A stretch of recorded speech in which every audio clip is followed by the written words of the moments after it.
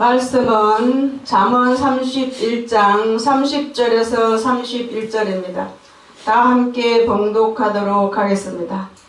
고운 것도 거짓되고 아름다운 것도 헛되나 오직 여호와를 경외하는 여자는 칭찬을 받을 것이라. 그 손의 열매가 그에게로 돌아갈 것이요 그 행한 일로 말미암아 성문에서 칭찬을 받으리라. 아멘. 자, 오늘 주신 말씀으로 내게 아름다운 그녀라는 제목으로 말씀을 나누기를 원합니다. 자, 여러분 주보에 보시면은 제일 앞에 내게 아름다운 그녀라는 시가 있습니다. 한번 읽어보고 시작하도록 하겠습니다. 이게 조금 빠진 게 있는데요. 그냥 읽도록 하겠습니다. 다 같이 읽어봅시다. 목이 길어 키가 큰 사슴처럼 주님 계신 하늘만 바라봅니다. 주님은 나의 소망이시라. 이 한 몸 다듬고 가꾸어서 주님 보시기에 아름다운 여인이고 싶습니다. 해맑은 눈동자 살며시 내리우고 주만 바라보려 하여 하얀 면사포로 가리우렵니다. 립스틱보다 붉은 입술로 내 주를 자랑하오리니 주님은 나의 생명이시라. 희고도 고운 손에 죽게 드릴 예물 가득 안고 다시 오마 약속하신 언약을 생각합니다. 긴 다리 까치발하고 행여 나오시려나 이제 나오시려나 동동걸음으로 기다립니다. 주님의 아름다운 그녀는 키는 크고 몸매는 날씬하고 머리는 길고 눈은 맑고 입술은 붉고 희고 고운 손에 다리가 긴 여인, 예수님의 청혼을 받는 이 아름다운 여인이고 싶습니다. 아멘. 자, 여러분이 이렇게 아름다운 여인이 되시기를 바라면서 오늘 말씀의 제목은 내게 아름다운 그녀라는 제목으로 말씀을 나눠보겠습니다. 이 시는 말씀을 요약한 것입니다. 그리고 이 주님의 아름다운 그녀가 되기 위한 그리움을 안고 이렇게 이 설교를 내용으로 해서 쓴 것이거든요. 자, 여러분도 이런 고백이 되시기 바랍니다. 주님은 거룩한 사랑을 하십니다. 주님은 그의 사랑하는 신부를 찾아서 이 땅에 오셨습니다. 주님은 당신의 신부를 찾아서 수천 년 전, 수만 년 전부터 그리고 영원까지 당신의 신부를 찾고 계십니다. 오늘 이 말씀을 듣는 여러분이 예수님이 찾으시는 신부 되어서 여러분의 사랑을 드리고 주님의 온전한 신부로 바쳐져서 하늘나라 영원까지 이어지시기를 바랍니다. 오늘 이 말씀은 예수님이 찾으시는 신부의 신앙은 어떠해야 하며 그 삶의 목적이 무엇인지를 알고 만들어져서 주님과 영원히 사랑할 신부가 되라고 이 말씀을 주신 줄로 믿습니다. 이 땅에서부터 주님을 사랑하는 자가 하늘나라에서도 주님과의 사랑이 이루어지는 것입니다. 자, 구원만 받았다고 하나님을 사랑한 건 아니죠. 구원은 시작입니다. 자, 예수님은 십자가 사건은 하나님의 사랑이 이 땅에 오신 것입니다. 이 사건을 믿는 자는 구원을 받게 되고 그것을 인정하면서 우리의 신앙이 시작됩니다. 자, 다리가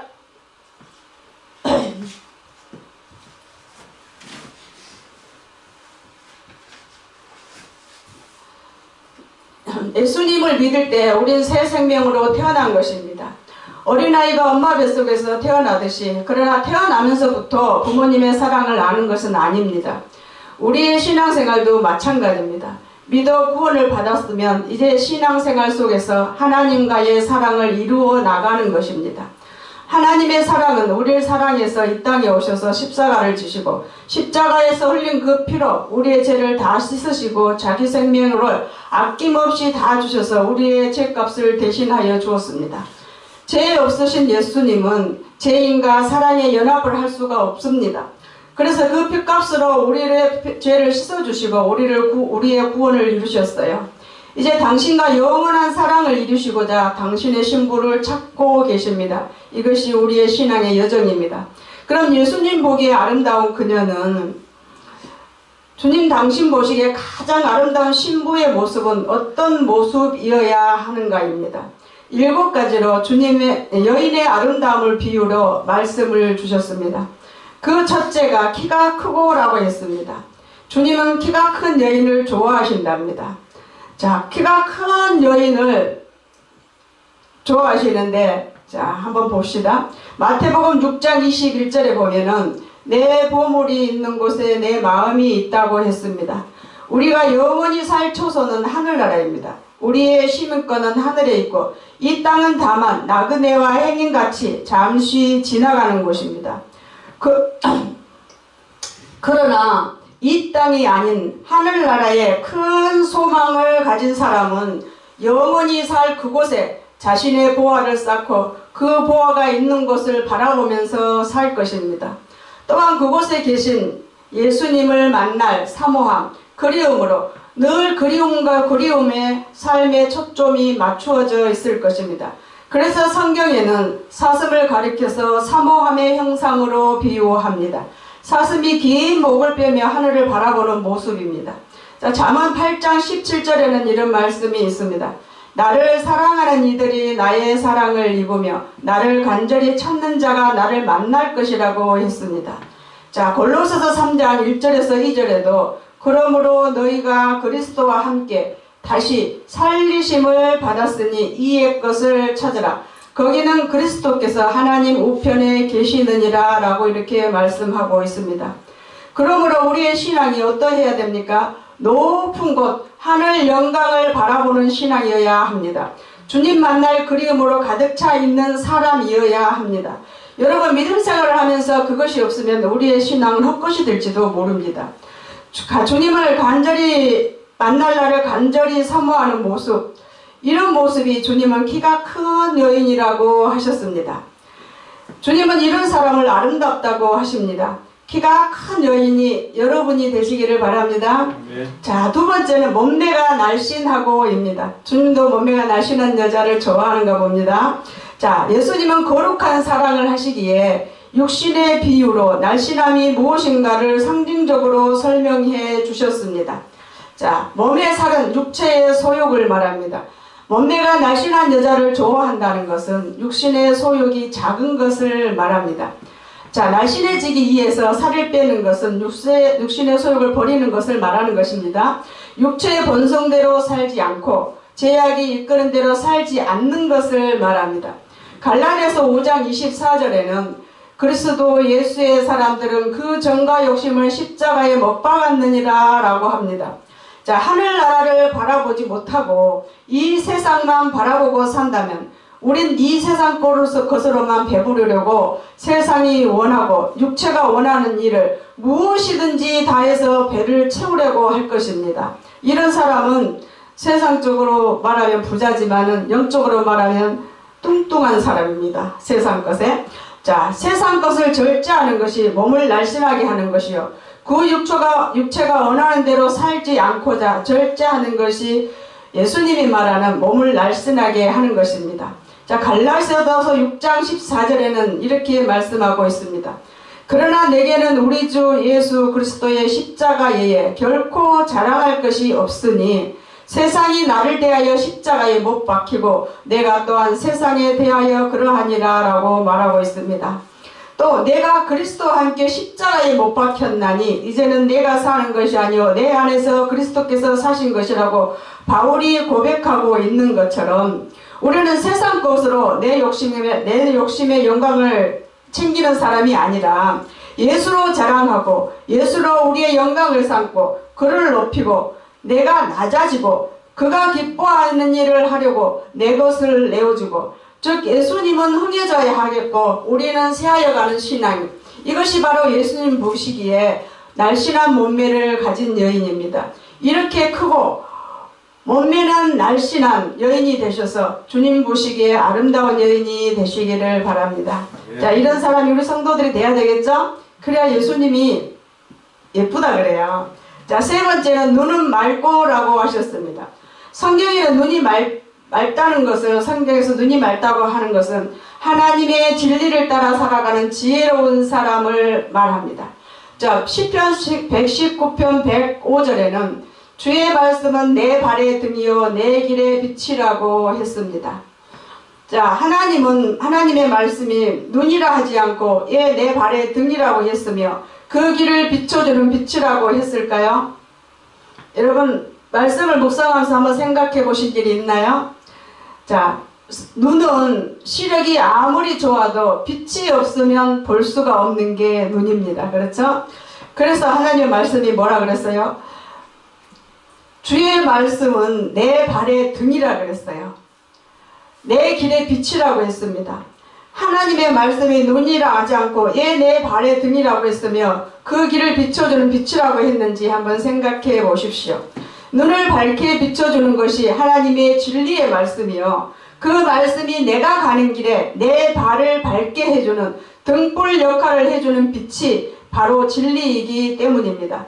자, 진리가 없는 자는 어두운 곳에서 빛이 없으므로 돌멩이에 부딪히고 어디로 가는지 모르고 결국은 구덩이에 빠지고 말 것입니다. 이것이 맑은 눈을 갖지 못한 여인입니다. 진리의 지혜가 없는 눈을 말합니다. 성경에서는 눈에 대한 이야기가 또 나옵니다. 야곱이 아내를 구할 때 눈이 총명해 보이는 라헬을 선택해서 신부로 삼았습니다. 하나님을 사랑할 수 있는 가장 지혜로운 여인은 눈이 맑은 여인입니다. 하나님은 사랑이시라고 했습니다. 우리도 하나님의 사랑을 알려면 지혜가 있어야 합니다. 사랑이 무엇인지도 모르는 사람은 사랑한다고 하지만은 참된 사랑은 결코 할 수가 없습니다. 자, 참된 사랑을 하려면 하나님의 사랑의 근본이신 하나님을 알아야 합니다. 자, 요한복음에는 하나님을 믿는 것이 하나님의 일을 하는 것이라고 했습니다. 왜 그럴까요? 하나님을 알아야 믿겠죠. 그 뜻을 믿고 그 뜻을 따를 수 있기 때문입니다. 아는 만큼 믿고 따를 수 있기 때문에 어떤 사람은 하늘 보좌를 사모합니다. 그러나 어떤 사람은 구원으로 끝나는 사람도 많습니다. 사람의 지혜가 어디 있습니까? 진리이신 하나님의 말씀을 믿고 순종으로 따르는 자가 지혜로운 눈을 가진 사람입니다. 성경은 하나님을 지혜와 지식에 안전하신 하나님이라고 말씀하고 있습니다. 사람이 아무리 똑똑해도 하나님의 미련한 것으로 미치지 못한다고 성경은 말하고 있습니다. 자, 그럼 신랑을 기다리는 열 처녀 중에 등불을 밝히고 있었던 5 처녀들을 왜 슬기로운 처녀들이라고 했을까요? 자, 그 등불이 우리의 눈을 밝혀주는 등불, 우리의 발등에 빛을 비춰주는 진리가 등불이기 때문입니다. 하나님을 경외하는 것이 지혜요, 사랑을 이루어가는 밝은 눈이 진리의 등불입니다. 이렇듯 주님은 진리를 따라 순종하는 지혜를 가진 여인을 눈이 맑은 여인이라고 하셨습니다. 자, 눈이 맑은 여인이 되셔서 진리를 알고 진리 되신 예수님을 따르는 맑은 눈으로 예수님의 아름다운 여러분이 되시기를 바랍니다. 네. 자, 4번째는 머리는 길고라고 하셨습니다. 긴 머리는 온전한 순종을 가리킵니다. 자, 머리는 주님이시고 하나님의 영광이십니다. 머리하고 머리카락은 다르죠? 우리는 그냥 여기를 머리라 그러는데 머리에 머리카락이 붙어 있는 것입니다. 자, 그러면서 설교를 들으셔야 돼요. 자, 이 머리에 긴 머리카락을 내린다는 것은 우리가 그분을 존귀케 하기 위해서 순종하는 순종의 온전함을 이루는 것을 말합니다. 자, 구약에는 머리를 자르지 말라고 한 나시린에 대한 규례가 나와 있습니다. 머리를 자르지 못하게 한 것은 하나님께 대한 순종을 명하신 것입니다. 하나님을 영화롭게 하기 위해서 그분의 영광만을 위해서 살라는 뜻으로 머리를 자르지 못하게 했던 것입니다. 자, 세상 사람과 구별해서 불러낸 사람이 바로 나시린이었습니다. 사사기에 나스린이었던 삼손이 머리를 자르지 못하게 했던 규례를 어기고 머리가 잘렸을 때에 어떤 결말이 나왔습니까? 나실이란 하나님으로부터 특별히 구별된 자입니다. 평생에 구별된 하나님의 사람으로 살아가야 하는 사람으로 택함받은 사람이었습니다. 나실이라는 것은 이렇게 살아서 특별히 하나님을 영광을 위해서 살아라고 한 것이 나실인이거든요. 근데 그 규례 중에 하나가 머리를 잘리지 말라고 한 것이었습니다. 자, 머리가 잘리신 삼손의 결말을 한번 자세히 생각을 해 보십시오. 머리를 자르지 말라 했던 것은 온전한 순종을 명한 구였는데 하나님께서 명한 그 규례를 머리를 자름으로 어떻게 했어요? 순종을 이루지 못했어요. 머리를 잘랐어요. 하나님의 맛을 따르지 않는 거죠. 그거는 시각적인 현장 교육이었어요. 근데 그걸 보고 그거를 분명히 받았음에도 삼손은 머리를 잘리게 되었어요. 자, 특별히 선택된 하나님의 사람으로 은총을 받았지만 끝내 하나님께 영광을 돌리지 말고 못하고 패망했습니다. 하나님이 나시린으로 불렀을 때는요, 하나님의 큰 능력과 은총을 그에게 부여했습니다. 그러면서 가장 쉬운 거 뭐였어요? 순종해라 였습니다. 주면서 순종해라 그랬거든요. 근데 나시린이 그 능력과 그 엄청난 은총을 가지고 어떻게 썼습니까? 여인에게 유혹되어서 머리가 잘리게 된 거예요. 네, 하나님의 말씀을 잊어버리고 순종을 못한 거죠. 또 다른 예로는 요한복음에는 포도나무와 가지의 비유가 나옵니다. 요한복음 15장 1절에서 8절입니다. 예수님은 이렇게 말씀하고 있습니다.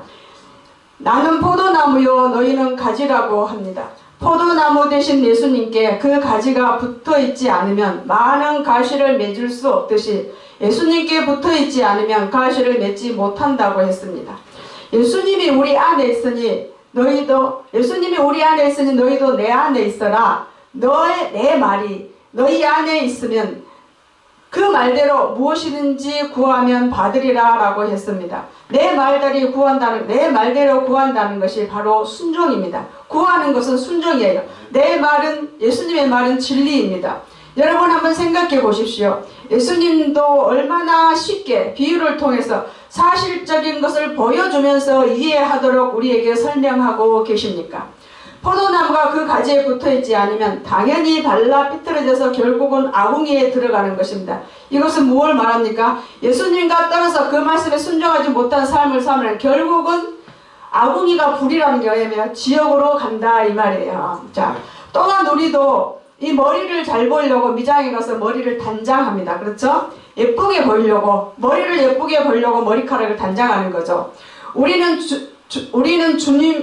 머리는 주님의 영광입니다. 우리는 그 머리카락이 우리의 박하락이신 주님께 영광을 돌리려면 온전한 순종으로 상징하는 긴 머리를 가지라고 했습니다. 여러분 긴 머리를 볼 때마다 순종을 생각하십시오. 자, 포도나무에 가지가 붙어 있으면 열매를 맺듯 그 열매가 어떻게 열리는 거예요? 사랑과 충성의 열매예요. 왜냐하면 원액인 포도나무에서 진액을 빨아들여서 결국 포도가 주렁주렁 열리게 되면 그 나무의 영광이잖아요. 이것이 뭡니까? 우리가 주여 하나님 안에 붙어 있어서 진리대로 순종할 때 열린 그 열매가 결국 하나님께 영광을 돌리는 사랑과 충성이라 이 말이에요. 그래서 주님은 머리가 긴 여인, 가지런히 늘어뜨린 긴 머리를 가진 여인을 좋아하신다고 하셨습니다. 여러분이시기를 바랍니다. 네. 자, 5번째는 붉은 입술이라고 하셨습니다. 우리도 이뻐 보이려고 입술에 빨간 루즈를 바릅니다. 자, 입술이 붉다는 영적 의미는 복음은 예수님의 보혈, 사랑을 말하고 그 입술은 찬양하는 입술을 말합니다. 즉, 이 붉은 입술이란 예수님의 사랑을 찬송하는 입술을 말합니다. 자, 사도행전 7장에는 스데반이 설교하다가 돌에 맞아 죽는 사건이 나옵니다. 스데반이 돌에 맞아서 피를 흘리면서도 예수님을 증거하고 그를 높였습니다. 돌에 맞아 죽었을 때에 돌 한두 개 맞고 스데반이 죽었을까요? 자, 사도행전에 보면 그렇게 나옵니다. 그 무리들이라는 건 많은 사람을 이야기하죠. 일제히 소리를 지르면서 길을 막고 달려들어서 돌로 쳤다고 했습니다. 그럼 그 무리가 돌 한 개씩만 들어도 아마 스데반이 몸 위에 쌓였을 거라고 생각이 돼요. 그래서 스데반은 그렇게 돌로 쳐서 맞아 죽으면서 피를 토하면서도 예수님을 증거하고 예수님을 높였습니다. 이것이 바로 붉은 입술입니다. 또 이렇게 주님을 자랑했던 입술은 누구냐? 우리가 목사님의 설교를 통해서 많이 듣는 아가서 5장 10절에서 15절입니다. 예수님을 극찬하는 여인이 나옵니다. 아가서의 술람이 여인은 성도들의 예표라고 했습니다. 솔로몬은 예수님을 예표하는 것이라고 했습니다. 자, 이 말씀은 너무너무 황홀한 사랑 고백이기 때문에 사랑하는 자를 극찬하는 찬송입니다. 예수님이 이런 여인을 어찌 좋아하지 않겠습니까? 다 같이 우리도 예수님이 아름답다고 칭송하는 이 붉은 입술이 한번 배워봅시다. 아가서 5장 10절에서 15절을 찾아서 다 같이 한번 읽어보도록 하겠습니다. 아가서 5장 10절에서 15절입니다.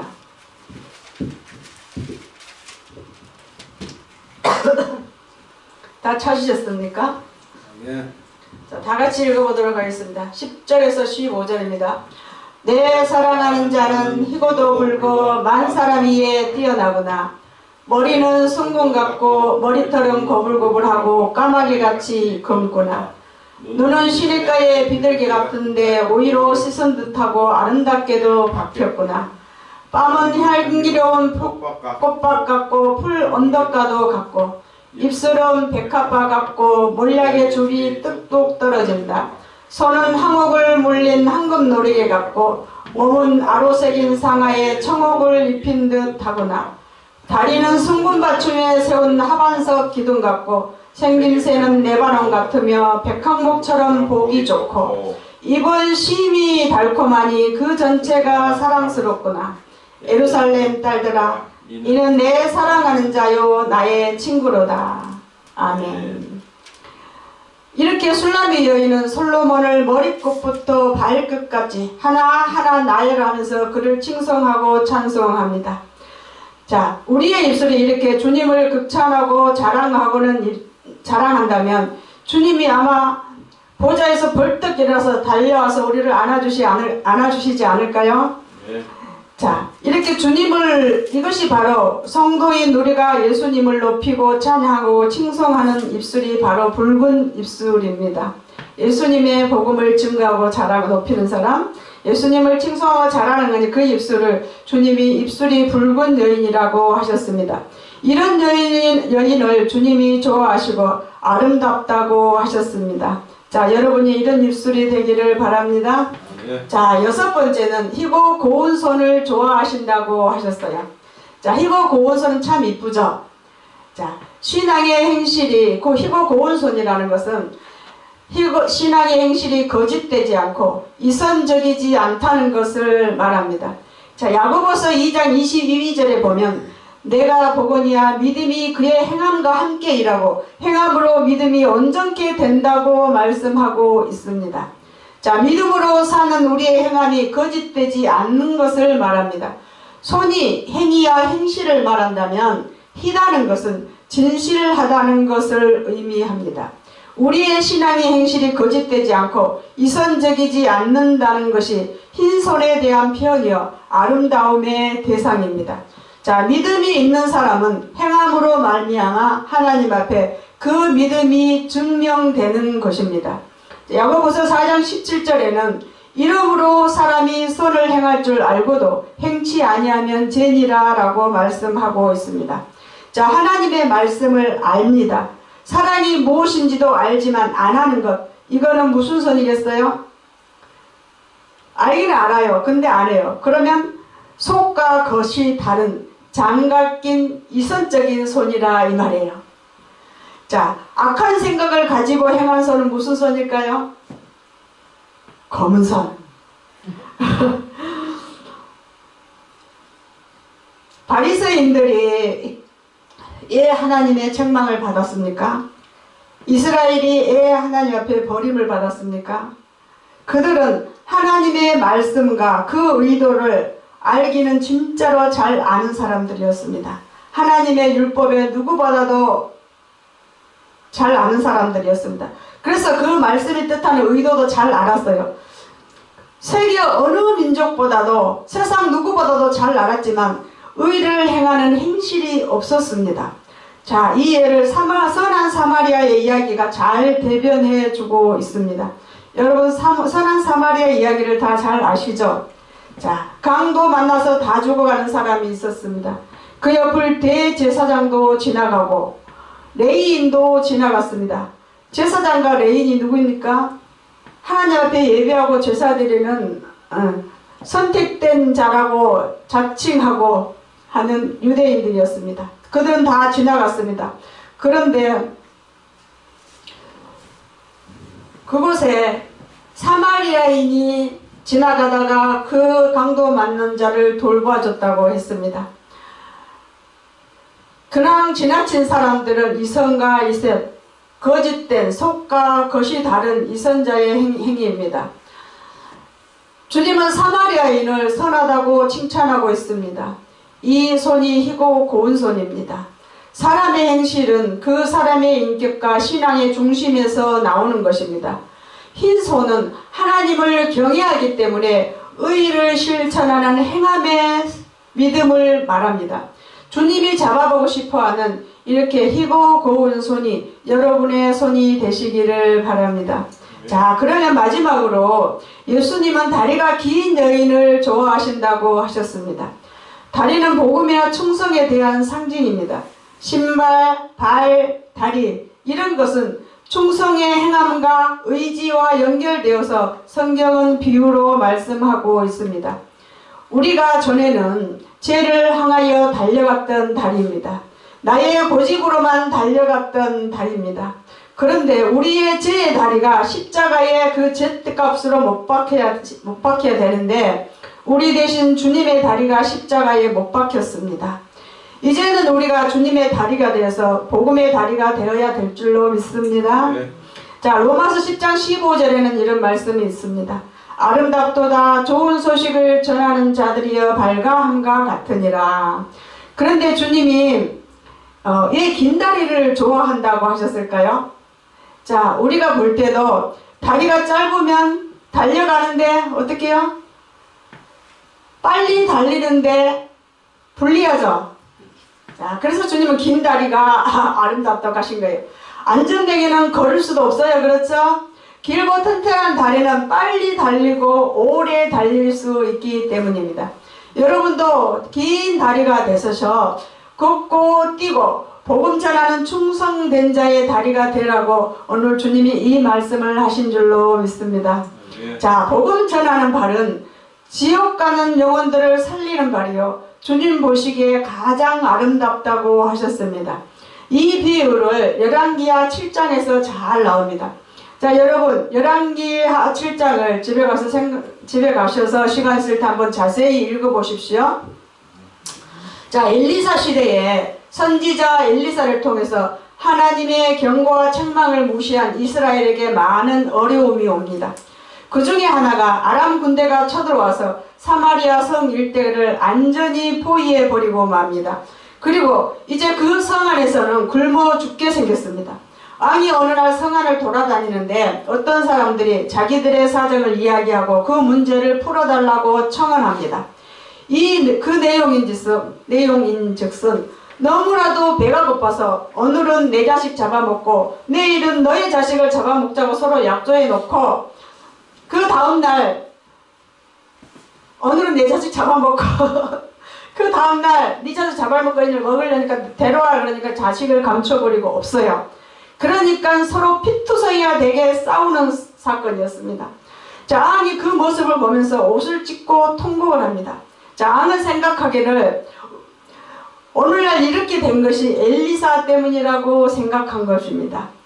왜 그랬냐면 엘리사가 예언을 했습니다. 너희에게 이렇게 하나님이 경고를 했습니다. 예언으로 이렇게 하면 복을 받고 이렇게 하면 나쁜 일이 올 것이라고 했는데 이스라엘은 그 경고를 무시했어요. 그래서 엘리야 한 말마다 이루어지니까 이 왕이 생각하기를 이 예언을 한 네 엘리사 너 만나면 내가 때려잡아 죽이겠다고 왕이 이렇게 악한 생각을 한 거예요. 잘못된 해결이에요. 옷을 찢고 통곡했지만 어때요? 잘못된 해결을 한 거예요. 엘리사 네 때문에 그런 거라고. 그러나 엘리사가 또 예언을 합니다. 내일 이맘때면 많은 양식이 생겨서 서로 배로 달아주고 세워서 서로 나누게 될 거라고 예언을 합니다. 그때 왕의 옆에 있었던 한 장관이 이렇게 말을 합니다. 하늘에서 여호와 하나님이 창을 낸들 어찌 이런 일이 있겠느냐고 불신의 말을 하게 됩니다. 그런데 성 밖에는 문둥병자 4사람이 성 밖에 있었습니다. 자, 문둥병에 걸리면은, 자, 성 안에 들어갈 수가 없습니다. 율법적으로 못 들어와요. 그리고 성 밖에서 병과 굶주림의 고통을 받고 있었습니다. 그들이 생각하기를 성 안에 들어가면 돌이 맞아 죽을 것이고 들어가봐야 먹을 것도 없다면 차라리 아람 군대에게 항복을 하자. 그곳에 가면 한 끼라도 먹고 죽으면 죽으리라 하고 또박또박 아람 군대를 향해서 걸어갔습니다. 그런데 그때 이 문둥병자들이 걸어가는 소리가 엄청난 군대가 이동하는 소리로 아람 군대에게 듣도록 하나님이 역사를 하셨어요. 그래서 이 아람 군대는 생각하기를 아마 이스라엘 사람들이 애굽이나 또 다른 아말렉 군대를 돈으로 주고 사서 아마 우리를 치라고 했을 거다 이렇게 생각했을 것입니다. 근데 아람 군대가 이 엄청나게 군대가 몰려오는 이 마병과 저 군대가 이렇게 막 그런 그 엄청난 소리를 듣고 두렵고 무서워서 혼비박산해서 다 도망가고 말았습니다. 누가 역사했어요? 하나님이 그렇게 소리를 듣게 했습니다. 자, 문둥병자들이 적진에 들어가서 보니 사람은 없고 엄청난 군량미와 전리품들이 쌓여 있었습니다. 자, 그걸 먹고 마시다 보니까 그들이 서로 말하게 됩니다. 오늘날 이 아름다운 소식이 있는데 우리가 아침까지 기다리면 이 소리가 선하지 못하도다. 저 굶어 죽어가는 사마리아 성에 있는 내 백성들에게 이 소식을 전하자 하고 그 사마리아 성으로 들어갑니다. 자, 오늘날 이 아름다운 소식이 있는 날이거든. 오늘날은 이 아름다운 소식이 있는 날이거든. 이 말이 무슨 말입니까? 지금 우리가 듣고 있는 이 복음입니다. 이 좋은 소식입니다. 문둥병자는 예전에 죄인이었던 우리들을 말합니다. 죄로 오염되면 오염돼서 결국은 죽어가던 우리들이었습니다. 주님이 여기서 문둥병자를 이렇게 거론한 것은 문둥병은 당장 죽지 않습니다. 그 병이 차츰차츰 몸에 오염돼서 나중에 결국 가거든요. 우리의 죄도 우리가 죄가 뭔지를 모르고 그냥 살면은 나중에 어떻게 해요? 예수님을 찾지도 않을 뿐만 아니라 그 죄값으로 지옥 가는 것을 말합니다. 이렇게 상징적으로 문둥이를 우리 인간들의 옛날 죄인이었던 우리들을 이야기하는 거예요. 그럴지라도 우리에게 생명의 양식이 주어졌으면 이제 우리에게 생명의 양식이 주어졌습니다. 저 더 형편없이 죽어가는 이웃들에게 이 영혼들에게 이 아름다운 소식을 전하자. 우리들이 받은 이 아름다운 소식이 무엇입니까? 예수의 생명, 예수님의 진리, 주 예수의 사랑을 가지고 전하려 가는 발이 되어야 한다 그 말입니다. 근데 빨리 지체하지 않고 이 아름다운 소식을 전하러 가는 발을 주님은 다리가 긴 여인이라고 했습니다. 주님이 좋아하는 긴 다리를 가리켜 주님은 이렇게 칭찬해 주셨습니다. 문둥병자의 발이 장관과 앙의 발보다 더욱 아름다웠다라고 칭찬하셨습니다. 자, 여러분들의 발이 이 발이 되시기를 바랍니다. 이렇게 해서 주님은 7가지로 선을 보셨습니다. 자, 머리부터 발끝까지 주님께서 보시는 아름다움이 무엇인가를, 주님 보시기에 사랑스러움이 무엇인가를 우리에게 말씀해 주셨습니다. 이제 결론입니다. 이렇게 키가 크고 몸매는 날씬하고 머리는 길고 눈은 맑고 입술은 붉고 희고 고운 손에 다리가 긴 여인을 주님 마음에 꼭 들고 아름답다고 하셨습니다. 이 아름다운 여인에게 주님이 어떻게 하실까요? 청혼을 하시자. 나하고 결혼하자. 이런단 말이에요. 자, 그녀에게 주님은 주님의 모든 사랑을 주어서 청혼하여 절대적 사랑 속에 당신의 신부로 영원한 사랑 속에 들어가게 하실 것입니다. 또한 그 사랑으로 인하여서 많은 자녀를 얻게 하시고 보람과 기쁨을 상으로 보상받게 하신다고 하셨습니다. 자, 이것이 우리가 하늘나라가 받을 상급이에요. 자, 또한 주님의 신부가 될 뿐만 아니라 신랑이신 예수님이 갖고 있는 하늘나라 전체를 선물로 받게 된다고 하셨습니다. 자, 보좌에 계신 예수님이 우리의 신랑이라면 주님 옆에 있는 그 신부도 당연히 보좌에 같이 있는 것입니다. 여러분, 이것을 잘 생각하시기 바랍니다. 자, 이런 신부가 되기 위해서 오늘 주신 말씀을 간략하게 한 번 더 설명해 보겠습니다. 자, 하늘나라의 소망을 크게 가진 것이 키가 크다고 했습니다. 여러분, 소망을 크게 가지십시오. 1층짜리 갈 것입니까? 주님 보좌 옆에 3층짜리 갈 것입니까? 키가 큰 여인이 주님 옆에, 주님의 신부가 돼서 보좌 옆에 같이 있게 될 것입니다. 자, 세상 욕심을 멀리하는 것이 날씬한 몸매를 가지는 것이라고 했습니다. 주님을 정직케 하려고 온전한 순종을 하라는 것이 긴 머리라고 했습니다.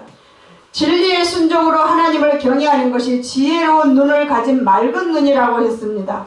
복음 전파, 주님을 칭송하고 찬양하는 입술이 붉은 입술을 가진 여인이라고 했습니다.